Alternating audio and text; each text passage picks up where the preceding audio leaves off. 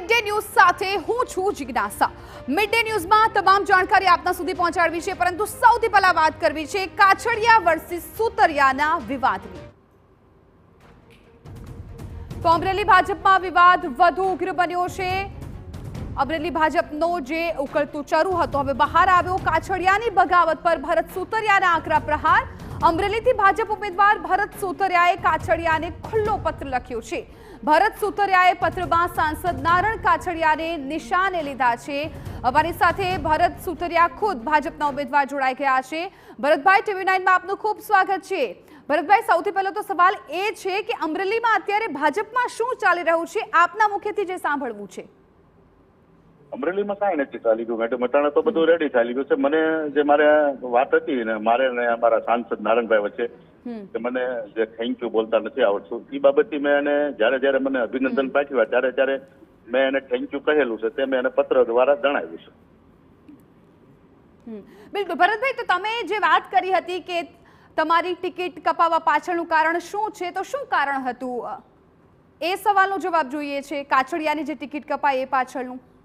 Right madam, કોઈ પણ સાલું સાંસદ હોય, સાલું ધારાસભ્ય હોય, ત્યાં જિલ્લા પંચાયતનો સભ્ય હોય, તાલુકા પંચાયતનો સભ્ય હોય, જ્યારે એને ટિકિટ ન દેવામાં આવે ત્યારે પાર્ટી એને સ્પષ્ટ કરી દે છે કે તમારી આ કારણે તમારે પાર્ટીની આ જવાબદારી લેવાની છે, આ વખતે તમારે ઇલેક્શન નથી લડવાનું। એટલે પાર્ટીએ એને જાણ કરી હોય એટલે મેં એમાં સ્પષ્ટ લખ્યું છે કે તમારી પાસે જે માહિતી હોય લોકોને કહો કે ભાઈ મારી ટિકિટ કપાવવાનું કારણ આ છે કે આ વખતે કોઈ નવા ઉમેદવારને તક આપવાની છે એવું પાર્ટી એને કહ્યું હોય, અથવા સંગઠનમાં કોઈ જવાબદારી અલગ આપવાની હોય તો એની પાસે માહિતી હશે એટલે મેં પત્રની અંદર લખ્યું છે। બિલકુલ ભરતભાઈ, એટલે કાછડિયાએ જે બળવો કર્યો છે એ પાછળનું કારણ તમને શું લાગી રહ્યું છે? ના, એને બળવો, મેં કોઈ એવો શબ્દ ઉચ્ચાર્યો નથી કે એને બળવો કર્યો છે, તો આપના શબ્દ છે। તો વિરોધ તો થયો હતો ને તમારો અમરેલીમાં, જ્યારે તમને ઉમેદવાર તરીકે જાહેર કર્યા તો તમારો વિરોધ કરવામાં આવ્યો હતો। મારામારીના દ્રશ્યો પણ સામે આવ્યા જ હતા એ સમયે। એ મારામારીના દ્રશ્ય મેડમ આવ્યા હતા તે પાર્ટીનો કોઈ વિખવાદ એ બાબત નહોતી, એની એક આર્થિક લેણદેણ હતી એ બાબતથી ઝઘડો થયેલો અને એ પછી પાર્ટીના નામે આવી ગયો હતો, પણ પાર્ટી એમાં કઈ સામેલ હતી નહીં। એટલે તમારી વચ્ચે અને નારણ કાછડિયા વચ્ચે અત્યારે બધું જ બરાબર છે? હા, મેં તો પત્રથી અમારા એ તો મારા ગુરુ છે અને રહેવાના રહેવાના છે, તો મેં એના પત્રથી માહિતી આપી, આટલું તમે મેં આટલી વખત થેન્ક યુ કીધું હતું। તો અત્યારે શું તમને એવું લાગે છે કે તમારાથી ગુરુ અત્યારે નારાજ હોય એવું કઈ? ના, એ તો એને પૂછી શકો, હું તો નારાજ નથી કોઈ દિવસ હતો નહીં અને રહેવાનો તમારાથી નારાજ તમે નથી એ વાત તમે કહી દીધી, પણ નારણ કાછડિયા નારાજ છે તમારાથી?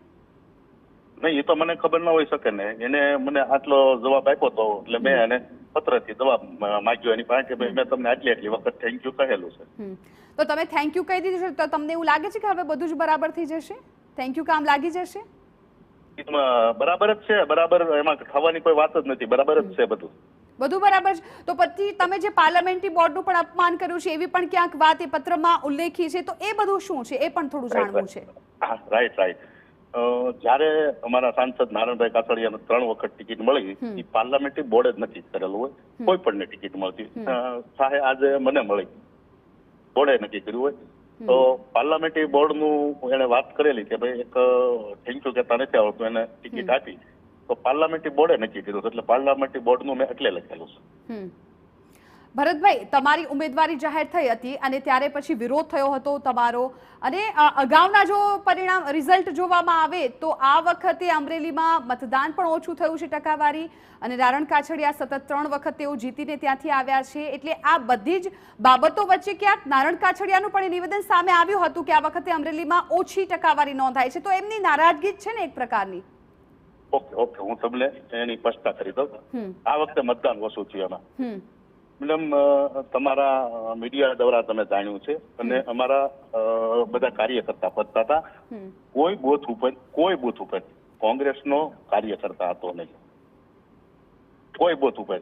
તો બે પક્ષના કાર્યકર્તા હોય તો મતની ટકાવારી વધે। અમારા કાર્યકર્તા જેટલા હતા બૂથ ઉપર તમામ જગ્યાએ, એને તમામ ભાજપના જે ઠેકેદાર તમામ હોટેને દેવરાઈ દીધા, એટલે ટકાવારી જે ઓછી થઈ છે એ ભાજપના કાર્યકર્તા નિરાશ કે કોઈ બીજું હતું એનથી નથી થઈ, કોંગ્રેસના કાર્યકર્તા કામ નહોતા કરતા એટલે ટકાવારી ઓછી થઈ છે।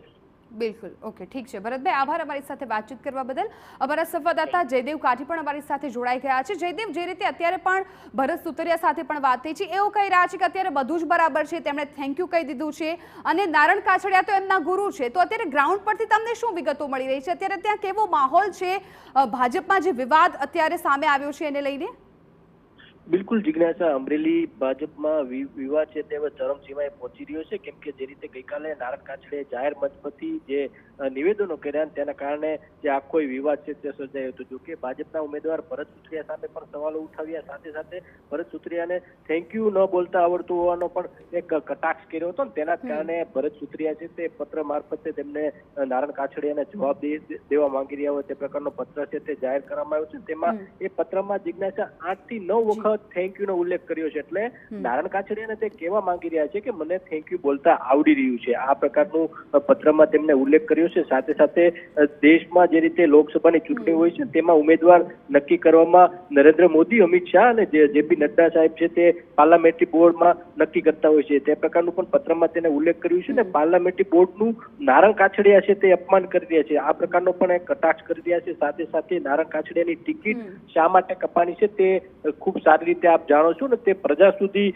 સત્ય છે તે પહોંચાડો, આ પ્રકારનો પણ કટાક્ષ કર્યો છે ને છેલ્લે પણ અંતમાં પણ તેમને 9મી વખત થેન્ક યુ કીધું છે। એટલે થેન્ક યુ ને લઈને ભરત સુતરિયા છે તે ક્યાંક અકળાયો હોય ને તેને નારણ કાછડિયાને તે જવાબ છે તે પત્ર મારફતે જિજ્ઞાસા આપી રહ્યા છે। બીજી તરફ મહત્વની બાબત એ છે આ પત્ર છે તે સોશિયલ મીડિયા ઉપર વાયરલ થયું છે ને ભાજપના જ કાર્યકર્તાઓ છે તે આ સોશિયલ મીડિયા ઉપર ભરત સુતરિયાનો જે પત્ર છે તેમને આવકારી રહ્યા છે। જે પ્રકારે નારણ કાછડિયાએ જે ગઈકાલે નિવેદન આપ્યું તેના કારણે જે વિવાદ સર્જાયો, ત્યારબાદ ભરત સુતરિયાએ જે કેટલીક બાબતો પત્ર મારફતે જે જાહેર કરી છે જેના કારણે આ સોશિયલ મીડિયા ઉપર પણ ભરપૂર આ જે પત્ર છે તે વાયરલ થયો છે। જે પ્રકારે અમરેલી ભાજપના ઉમેદવાર ભરત સુતરિયા જ્યારે તેમની ટિકિટ જાહેર થઈ ત્યારથી આ ધમાસાણ છે તે ચાલી રહી છે। જે પ્રકારે મોડી રાત્રે ભરત સુતરિયાની ટિકિટ જાહેર થયા બાદ બે કે 3 દિવસમાં જ એક મારામારીની ઘટના સર્જાઈ હતી, ત્યારબાદ હાઈકમાન્ડ દ્વારા અકુબા જાડેજાને જવાબદારી સોંપાઈ હતી ને ત્યારબાદ ડેમેજ કંટ્રોલ કરી હતી, મામલો થાળે પાડ્યો હતો। ત્યારબાદ હવે ફરીવાર મતદાન થઈ ચૂક્યું છે જિજ્ઞાસા, ત્યારબાદ આખું